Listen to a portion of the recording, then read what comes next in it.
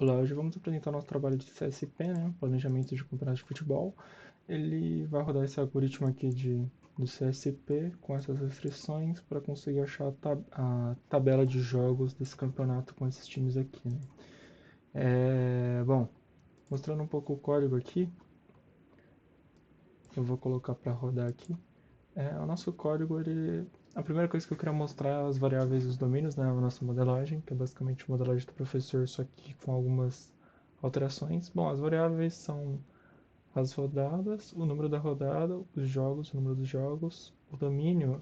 No geral, o domínio ele vai ser todos os jogos possíveis, mas a gente pensou em uma abordagem um pouco diferente para colocar os domínios diferentes para as variáveis, porque como existe a restrição de não pode a mesma cidade na mesma rodada, como tem cidades como, por exemplo, essa do Guardião, que tem duas ocorrências, isso significa, e por exemplo, cada time vai jogar, nesse caso específico, vai jogar 13 jogos em casa, mas sempre metade do campeonato se for turno e retorno, né? Então, metade dos jogos de Guardião ele vai jogar em Guardião, metade dos jogos de Protetores ele vai jogar em Guardião, do campeonato inteiro. Isso resulta que em todas as rodadas vai ter os jogos na cidade de Guardião.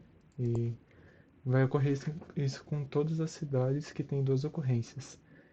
Para ficar mais performático, né, a gente dividiu esses domínios, que essa restrição é por rodadas, né? Então, basicamente, a gente vai pegar todas as cidades que tem mais de uma ocorrência, no caso duas.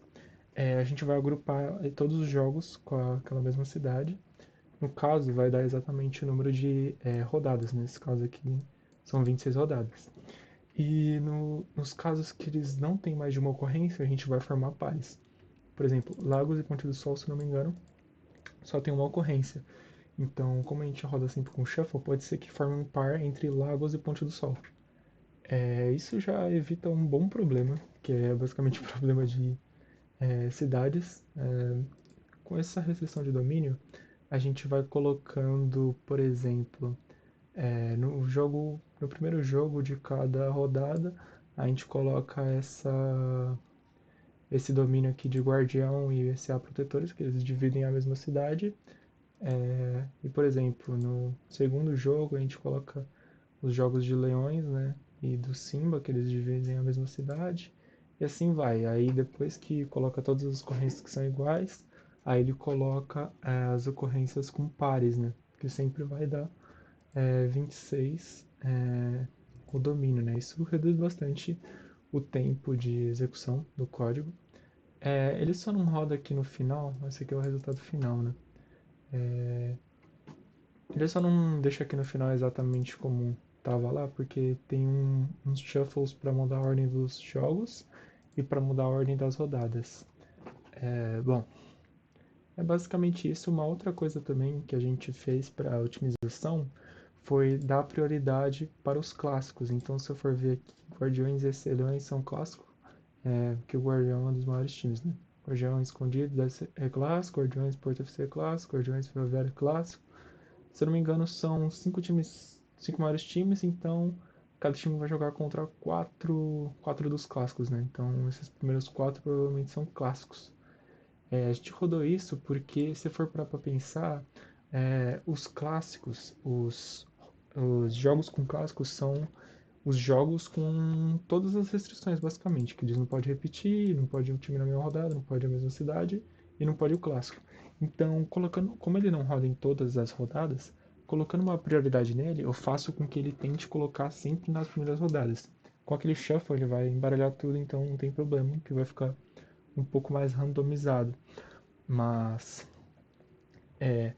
o problema real é que sem esse filtro acontecia de às vezes ele colocar sempre os clássicos lá no final do domínio e aí quando ele chegasse no final da tabela ele ficasse muito travado, ele tinha que voltar muita coisa, ia perder muito tempo voltando tudo porque não pode repetir.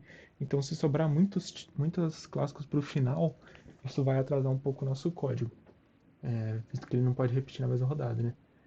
Bom, essas primeiras duas otimizações que a gente fez.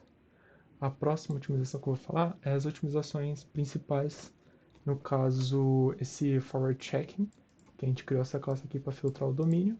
E que ela funciona basicamente como a restrição, né, bem parecido.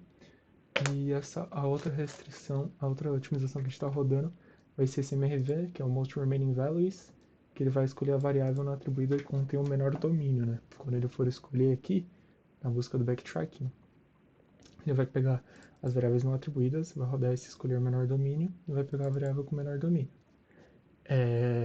Essas duas otimizações, elas são bem complementares, porque uma vai reduzir os filtros os domínios dos próximos ligados àquele que foi atribuído. No caso, quando foi atribuído e está consistente, ele vai rodar esse self reduzir domínio. E a principal, que é o filtro geral, é que não pode repetir. Então ele sempre vai fazer aqui antes, né, com uma cópia do domínio, né, e vendo todos que estão atribuídos. Depois ele vai rodar um for nessa lista de filtros domínio, né. Esse é um filtro daquela classe lá, uma lista daquela classe. E ele vai rodar só esse método aqui que é reduzir domínio, né, que ele é definido no main, né. E, bom, agora pulando para o main aqui. Aqui são basicamente modelagem do professor, né, que... Bom, vamos pular direto aqui para a classe de não pode partir da mesma rodada. A gente rodou essa mesma coisa aqui, essas primeiras três linhas, basicamente todos os filtros e restrições. Qual foi a nossa ideia geral? A gente transforma a atribuição recebida em uma lista. Esse menos um a gente vai estar pegando a última atribuída, né?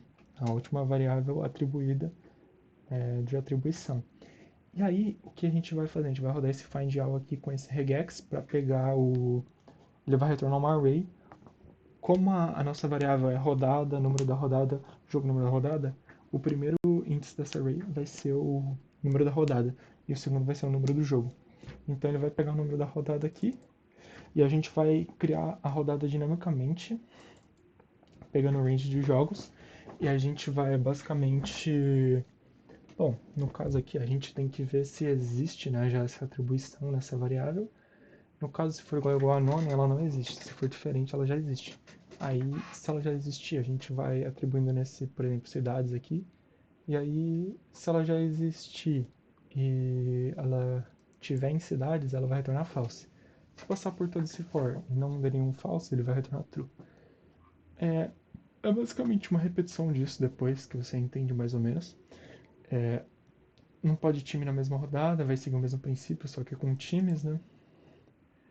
Não pode clássico, vai seguir o mesmo exemplo, só que com um boolean aqui, né? E aí agora os filtros, né? A principal diferença dos filtros é que ele vai filtrar, né, o domínio da variável não atribuída, né, que tem ligação com a última variável atribuída, né? E bom, basicamente é isso. Todas as restrições têm uma restrição e um filtro para ela. A gente gera aqui os maiores times, né, de forma bem genérica aqui. A gente pega um int, né, que ele vai retornar dos maiores times. No caso do nosso CPS são 5, né? Ele gera os jogos clássicos também, e se gera jogos separados de cidades exclusivas, exatamente aquele domínio que eu tinha explicado, de pegar as ocorrências das cidades lá e juntar em grupos e pares de cidades para reduzir bem o tempo do backtracking. E essa aqui definir prioridade é a parte do clássico lá que eu tinha falado já. Bom, acho que é isso. O código está rodando aqui ainda. Vou só conferir quanto tempo tem aqui. Bom, não sei conferir quanto tempo falta ainda. Mas, enfim, a gente usa essa semente aqui, que ela pode ser a mesma semente de antes. Rodou aqui. Uma outra coisa que eu queria mostrar é que, no geral, antes ele vinha em ordem, né, as variáveis. Nesse caso aqui, as variáveis, elas vêm, por exemplo, até o J4, R0J4 e pula, por exemplo, R0J5. Depende muito, mas ela vai ir de acordo com aquele MRV, né? Então, pode ser que não esteja em ordem aqui, por isso tem que tomar um pouco de cuidado.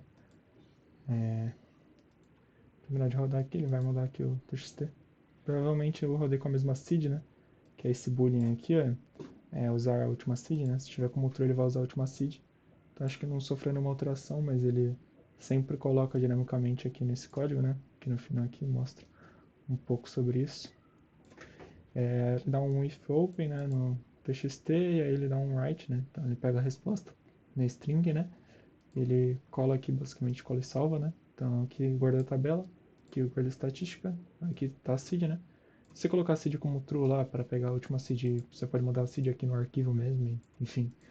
E aqui mostra o quanto tempo demorou, né, no caso está 9 minutos, porque eu fiquei parado no debug, e aí ele continua contando o tempo de debug. Mas essa seed aqui tá rodando mais ou menos em 4 minutos e pouco, depende da máquina. Mas tá rodando em menos de 5 minutos, basicamente. Bom, então é isso. Muito obrigado aí.